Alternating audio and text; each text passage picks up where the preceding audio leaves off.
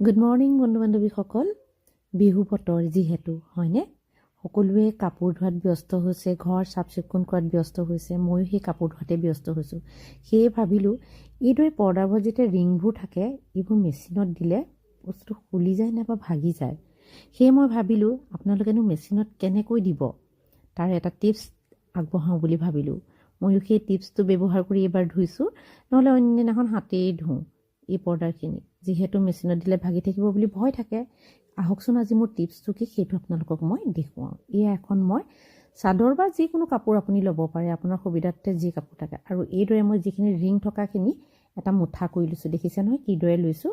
আৰু কাপোৰখনত এইদৰে বহলৰে পাৰি লৈছোঁ। পাৰি লৈ সেই যিটো মানে ৰিং থকাখিনি সেই ঠাইখিনি আপুনি 2খন পাৰে 3খন পাৰে যিমানকেইখন পাৰে একেলগে দিব পাৰে। মই যিহেতু পৰ্দাকেইখন ডাঠ সেইবাবে মই 2খনহে দিছোঁ।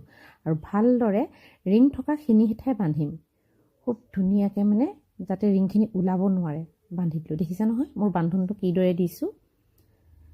আপুনি যিদৰে সুবিধা পায় সেইদৰে আপুনি বান্ধিব।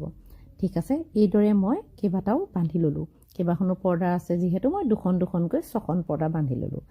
আৰু বেছি নিদিওঁ কাৰণ ঘূৰিবৰ কাৰণেতো মেচিনটো কষ্ট পাব নহয়। সেয়ে ভাবি মই মেচিনত এইদৰে, আৰু আগে পানী দি লোৱা নাই, পৰ্দাখিনি আগে মই এইদৰে ভালদৰে এটা এটা পজিশ্যনত ৰখাই দি লৈছোঁ। আৰু যিহেতু আমি মহিলাসকলে যিকোনো কাম কৰাৰ আগতে বস্তুটো ব্যৱহাৰ ভাল কৰিব লাগিব, কাৰণ গোটেই ঘৰখন আমিয়ে পৰিচালনা কৰিব লাগে। আমাৰ হাততে গোটেই ঘৰখনৰ দায়িত্ব যিহেতু, কাৰণ এইখিনি মোৰ যোৱা বছৰ অনা পৰ্দাৰ, সেই পৰ্দাখিনি বৰ সাৱধানেৰে ধোওঁ। আৰু এই পদ্ধতিটো শিকালে মোৰ মায়ে দেই, দেখিছে নহয় মেচিনটো ঘূৰাখিনিও মই আপোনালোকক দেখুৱাই দিছোঁ।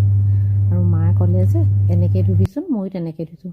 ভাবিলোঁ মই ধোৱাৰ লগতে আপোনালোকেও এইটো ব্যৱহাৰ কৰক বুলি।